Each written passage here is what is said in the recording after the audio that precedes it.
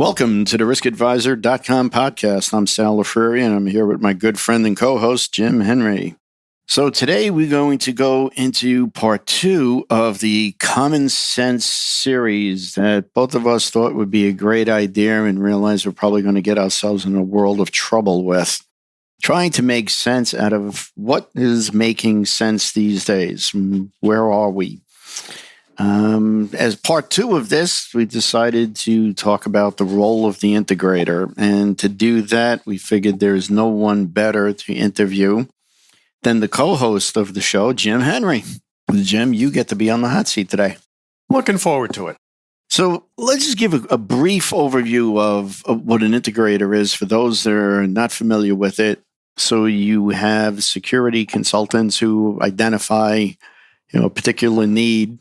You have security engineers that engineer systems, and then you have the integrator who basically gets stuck with the entire thing. He gets everything dumped on him and says, okay, now you got to put all of this together. You got to make all of these cute little toys work together and ultimately get them into a facility. And then with the ongoing support, you wind up being the guy that's responsible for all of that. So is that a fair assessment to what an integrator is? Well, you really can't paint it with one broad brush. In some cases, the integrator is building to a very tight spec that may have been, put out with even a design from a design consultant. In some cases, the integrator is responsible to come up with a solution to a functional spec. In some cases, the integrator actually has some design latitude themselves. So, the old adage is you've seen one spec, that means you've seen one spec because, they can be very, very, very different from each other. Some integrators are good at playing one role and not the other. Some are large enough and adaptable enough that they can work very tightly with a design consultant or have a free hand in using their judgment. But the one common denominator I can say, that joins all systems integrators together is that, as a rule, they all feel like goalies on a dart team with no pads.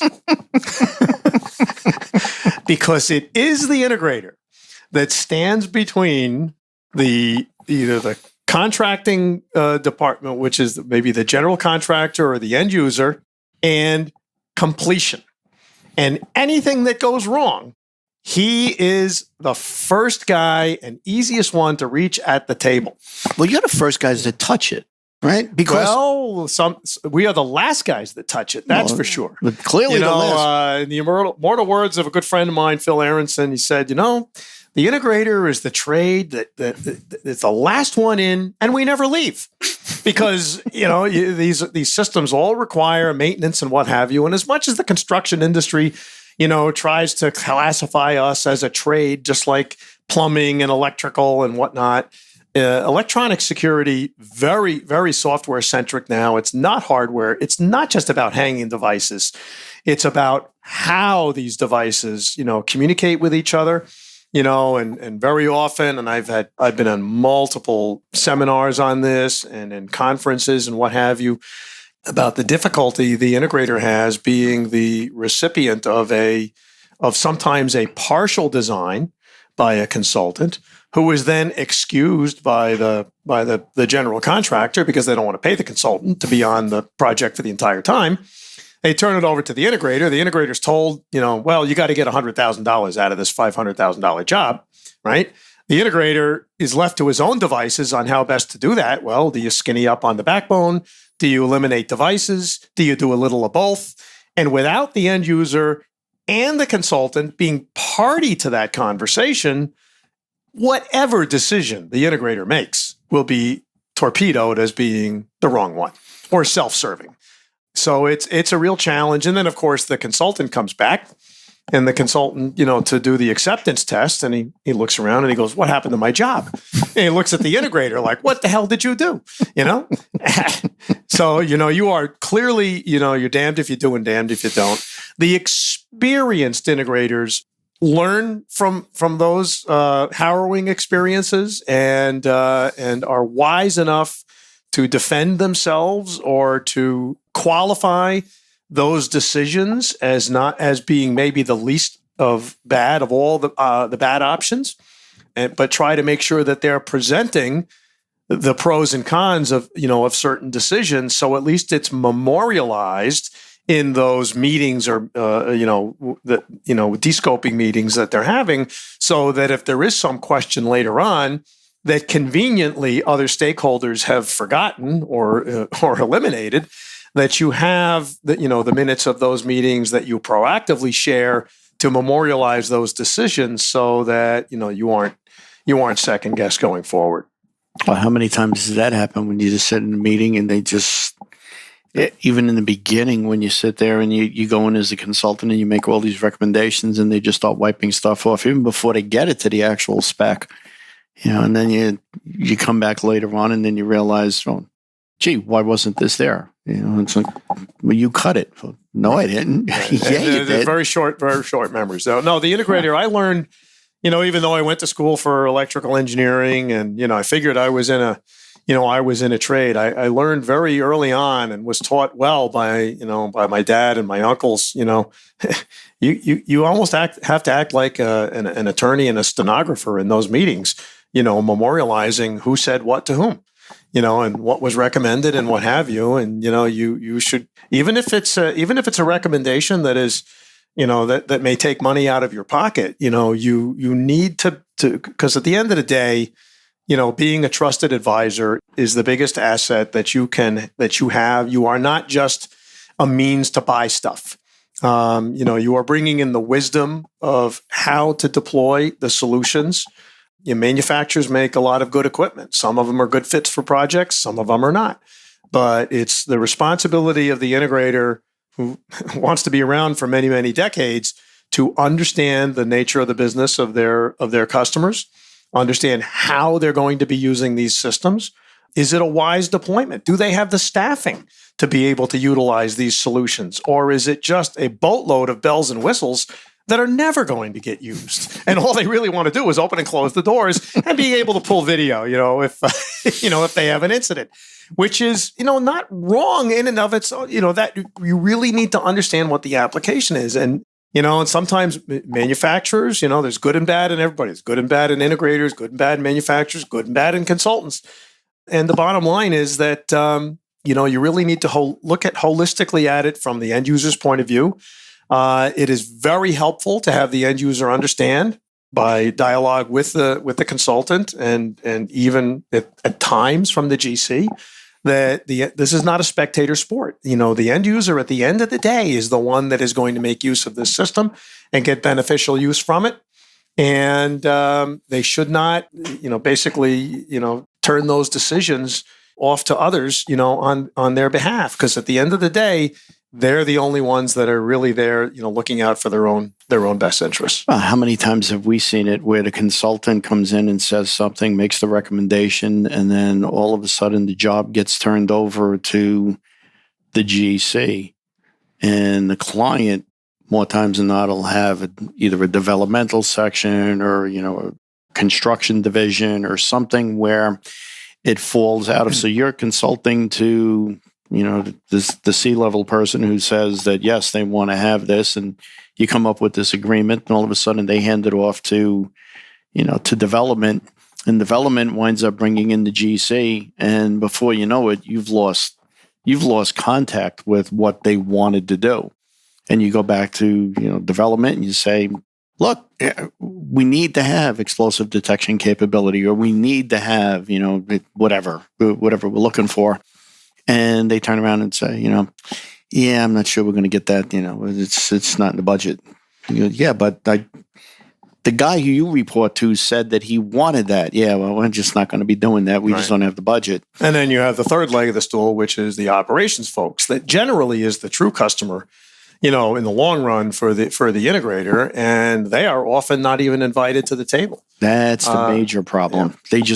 They don't get invited, so they develop a system, the security systems develop, that has absolutely no real application to the building. And if you in some of the systems, right, you try and execute the system the way it's designed, it brings the building to a total standstill, and then operations goes nuts on you, right? They go, Look, what? Look, why did you do this? I didn't. Well, if I had a magic lamp, and I rubbed it, and the genie came out, and I got one wish, my wife would probably say, "And you gave that wish away for what?" But it really would be that end users understand they need to have their operational people present in the consideration for and in the modification of these systems, because at the end of the day, it is that operational group that will be running this system, and there's no better way to avoid problems and ensure a return on the investment that they're making than to have at least a seat at the table. So at least then even the operations people can't complain. Well, I can't make use of this. I wasn't part of it. Well, if they're part of the team, then they have ownership of it, and they have an even greater vested interest in seeing that they will make it work. It's like in the planning process for everything, and this is no different. When you look at when you put a plan together, a crisis plan or whatever, and you say, okay, so who would we need to get around the table? And obviously, it's always the bosses want to get around the table to make the decision, and you say, okay, so in the event that we, the critical people that we need to get access into a building, and a hurricane or whatever, adverse weather condition, what are we going to do? And they, the senior leadership's got to be in. And you go, okay. And the question I always love to ask is, so who's going out of the group of you? Who's going to replenish the toilet paper in the bathroom? And they just start looking at each other, and it's like, maybe we should get somebody from facilities in here. How much of this are we really going to need? Walk us through the process of how an integrator gets involved in the projects. Well, in some cases, and this was often the case before 9/11, the integrator has a relationship, with an end user in many cases, servicing, systems that they may have even deployed as a design build, and they continue that, and they're looked at as a trusted advisor, and as new technologies, evolve, they, present them, they qualify them, and they present them after they've gone through their vetting process, to the end user, and the pros and cons of those solutions and why they think that they're future-proofing the solutions, for the end users are valid. So the downside of that is generally you're not working with a big construction budget. The upside is you are working directly with the end user, and it's easy to have those conversations and vettings, in that environment. After 9/11, when security was recognized as a need that was budgeted in the MEP, then you had, design consultants becoming much more active, risk analysis, system designs and whatnot, and projects, moved from tens and hundreds of thousands of dollars into the millions and sometimes the tens of millions of dollars. Those typically that one go out to to an RFP or an RFI, and then boil that down to RFPs, from multiple integrators to a design spec that would either be a 30% design, a 50% design, a 90% design. And you go through that vetting process of qualifications of experience. Are you certified in the platforms that are called for? What's your experience in projects of that size? Past references, and what have you. And that has been pretty much commonplace now for the last, 2 decades now since 9/11.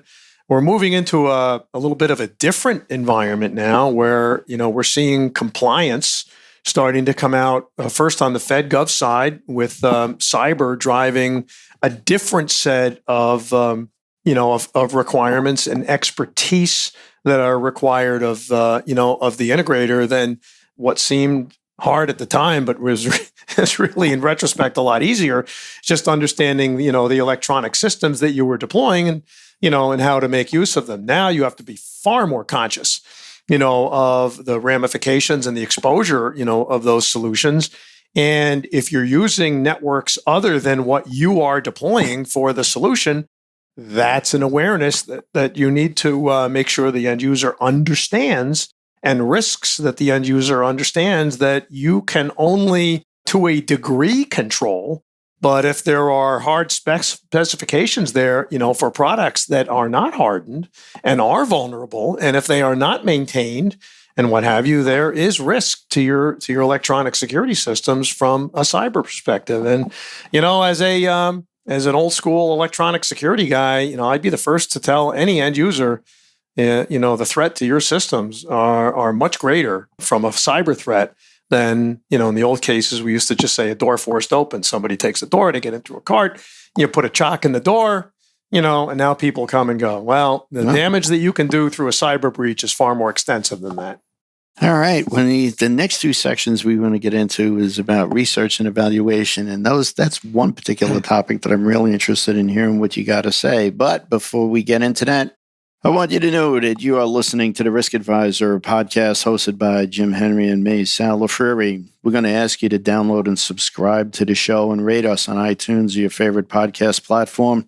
Also, follow us on our social media pages like Facebook, Instagram, and Twitter. All right, Section 2, Integrators research and evaluation processes. How do you go about, or how does an integrator go about product evaluation and research? Well, it's got two elements to it, or actually three elements to it. Of course, you are looking at the installed history of a product, if it has any. If it's really a new technology, new deployment, then that's going to be very limited. But there will always be some. So in addition to bringing the product in and doing the best that you can to lab test it, in environments that replicate, the real life applications out there in the field, whether it's, camera systems and under certain lighting conditions or certain types of movement or, maybe some thermal conditions or amount of activity or what have you. But the other very trustworthy means is through our peers. And although integrators compete with each other, they share information with each other, because the one common thing that we all have together is that we all know that we're told baloney by some manufacturers. So, manufacturers are out there to promote their product and sell their product. Doesn't always work as designed. It doesn't always work as designed. And, in many cases, the manufacturers, and I'm not, again, there's good and bad in everybody, but, you need to insulate yourself against the worst case conditions. And oftentimes, in the old days when we used to be able to go to trade shows, not only virtual trade shows now, but, you'd be able to go right up to the equipment there, and test drive it. Kick the tires. And hit the Control-Alt-Delete. See if the system crashes. It's amazing what happens when you do things like that. But, everything looks great on a trade show floor, which is why it's dangerous to have end users, go to trade shows and be subject to the propaganda that they get at the booth, coming away thinking, I can throw all my other stuff away. This is going to do everything. It's a shiny new toy. It's a shiny new toy. But the reality is, the trade show is one thing, and real life deployment over a period of time is yet another. So integrators that have been around a while have an inner circle of trust of those that they know. They may be competition, but, they're quality competition. They go through the same vetting process. I may have the opportunity in one area of the country because of the vertical market that I'm in to see a technology, before, some other areas. So I would align myself. We did a lot, my early days, we did a lot of mass transit, and public agency work. Well, generally technology first comes out, for military deployment. Then it moves into public agencies, then it moves into, other vertical market applications. So, I would often go to trade shows, for markets other than what I was in. I used to love to go to NAB, National Association of Broadcasters, because that's where you would see the technology in cameras that was coming out 5 years before it would come into physical security. The development of imagers and what have you for broadcast, and for high-end broadcast and for DoD applications, that's where it would go. That's where it would be vetted first, and then you'd see it trickle down into physical security. And I have one anecdotal story. In the early days of chip imagers, after we moved from tubes to chips, there were two technologies. One, without getting too technical, one's frame transfer, and the other one is interline transfer. And they're very good. The frame transfer is very good at capturing images. And if you aggregate the frames, you can make it look like you have much lower light sensitivity. than you normally would if you were not aggregating those frames. So clever salespeople for a manufacturer in this case, took a camera and did a demo with it and said, look at that picture. Look at it. Looks like daytime, right? It's, and look at, there's no light there. It's like 0.001 foot candles and what have you. So, we're taking a look at this and we're looking at the sensitivity. We understand what's going on. We say to ourselves, okay, is that the camera right there? Is that the image you're looking at? Yes. Wave our hand in front of it. Looked at the picture. No sign of the hand. I said, okay, so this is great. So you're aggregating the frames, and that enables you to make it look like you have a lot more sensitivity because you're collecting light over time. Like if you're an old film photographer, you understand, you extend the shutter open. Leave the shutter open, and it's going to, yeah. But I said, you know what? We're not. This isn't the photography business. This is security. We're looking for bad people that are moving. I'd rather see a snowy picture of somebody that's moving than a beautiful picture of my fence line with no movement at all, even though people were jumping back and forth across it like bunny rabbits. So I said, and I thought it was a great example because we were out there with some young engineers that we had just hired, and we said, this is what you run into. Right? You always have to be questioning, how are they doing this? And does it have downsides to it that they're just not exposing? And because God forbid, we just listen to what we're told, go and present this to an end user, say, this is great. They spend thousands of dollars on these fancy new cameras and they get robbed blind and nothing is recorded because they didn't see any of the movement. So, the integrator has to defend themselves by being very inquisitive. Inquiring minds want to know, right? And making sure that they play devil's advocate before they either agree to deploy to a design that's been put together and they don't question those things, or they present, those downsides, to the end user, well, you're enamored with this sensitivity in these images, but, there's a price to pay for it. So depending on the application, you really have to weigh those differences, and in some cases, more is not more. Where do you go for training and current knowledge, like what's breaking? Everywhere. You need to get it from multiple sources. You get the manufacturer direct training. I love the trade show environment, and I hope that opens up back again in the springtime where we can do live collaboration and networking. Because not only do you network with your peers, end users out there, consultants, just that exchange of experiences and ideas and vetting, especially with technology moving as fast as it does today, you're really learning every minute of every day. Read the articles, vet them. If you see something that looks interesting, call some people, see what they've heard about it, what have you. And you really got to do your due diligence, but there's no one source. There is clearly more and more a working collaboration with design consultants and with risk consultants. Is becoming more commonplace. That type of collaboration or relationship really didn't exist 20 years ago. It was more that the integrators of the day were looked at as competition by the consultants and vice versa. But the consultants weren't installing the equipment. The consultants weren't installing the equipment, but So why would they? Because the integrators in some cases were designing solutions because they had experience, right? Okay. And the budget wasn't there, for a separate consultant, and in some cases, integrators were given specs by consultants that didn't have the field experience, and ended up deploying something, that didn't work and got blamed for it.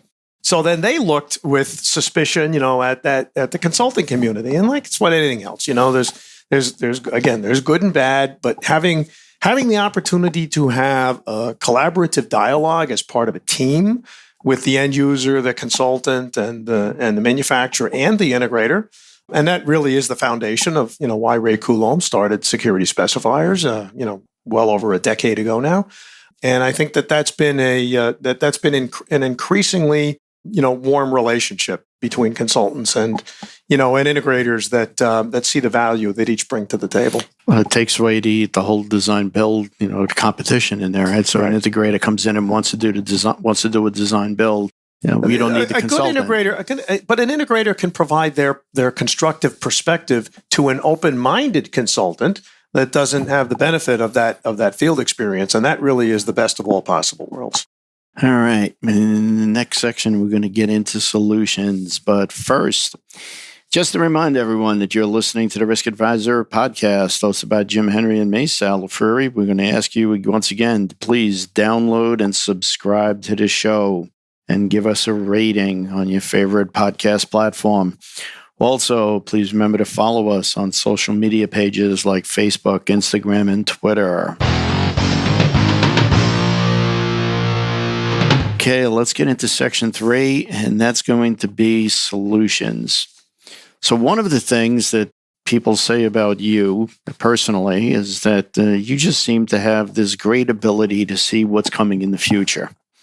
So where do you see technology going in the next 5 years? There's nothing magical about that, and I don't have any gift other than knowing enough to know what I don't know. Too much experience, too many years experience. Right? Is this it? Knowing enough to know what I don't know, having a sense of where the vulnerabilities are, and knowing that when you have the proliferation of cyber attacks and major system failures and big unwanted press, from the consequences of those failures, that issue of insulating yourself from those cyber threats and from the threats that the internet bring are huge. And there's always necessity is the mother of invention, and those risks can and will be solved. It has to start, though, with recognizing that there's a risk there. You can't just, because it's convenient and you've got a network drop there, just throw devices on it because, a minute after you plug them in, I've got video. Everything's well and good. No. That you haven't begun to see what the consequences of that are. So, I think, initially it really requires a level of awareness, expertise, and education on a part of the integrator, to be, just because you can do something doesn't mean you should do something. I often say that. Jim Henry's favorite line, just because you can doesn't mean you should. Doesn't mean you should. But there will be, and there will continue to be, an exponentially increasing number of technologies out there that are leveraging the ever smaller and ever more powerful, microprocessors. Machine learning will eventually become, the analytics and whatnot of artificial intelligence. It's not really artificial intelligence. It's just really smart machine learning that looks like artificial intelligence, but artificial intelligence that doesn't take long to become more intelligent than a number of human elements that are trying to make determination. But that's a tool to be used constructively. It shouldn't ever replace common sense. You should still be looking at something saying, does that appear logical to me? But analytics that can provide that kind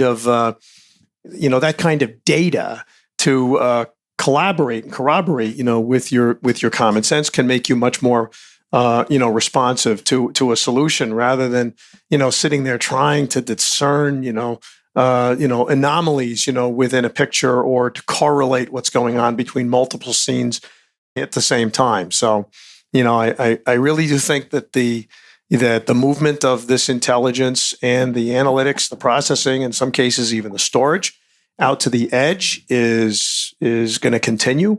I always believe, as most integrators believe, that there's no one technology or one approach that is a one size fits all. So the more that you can triangulate different types of detection technologies, that gives you redundancy, and it decreases your nuisance alarm rate, your false alarm rate, which then brings confidence that when something is brought to your attention, more often than not, there really is something there that is a problem. Because if you're continuously going into alarm, for things that are not real, human nature is that the security personnel, will tend to ignore it. Just hit, okay, acknowledge, without taking it seriously. So it's really important to have event-driven technologies, be trustworthy and proven for the environment that they're in. Again, when you have the confidence of the people that are using it, they really pay attention to it and they treat it as actionable intelligence and they act accordingly. That is going to get smarter and smarter and smarter. The integrator needs to realize that their role in setting those solutions up is going to become less proactive than it has been in the past, because the systems are becoming more intelligent, where they find themselves on the network, they can program themselves on the network, and even program themselves to the environment and to the application that they're being deployed. These were tasks normally done early on, by the integrator. But the integrator is used to reinventing themselves every couple of years. I mean, in the early days, he spent out. We would, the integrator's role was changing tubes and cameras and limit switches and pan and tilts. Nobody does that anymore because there's just no need.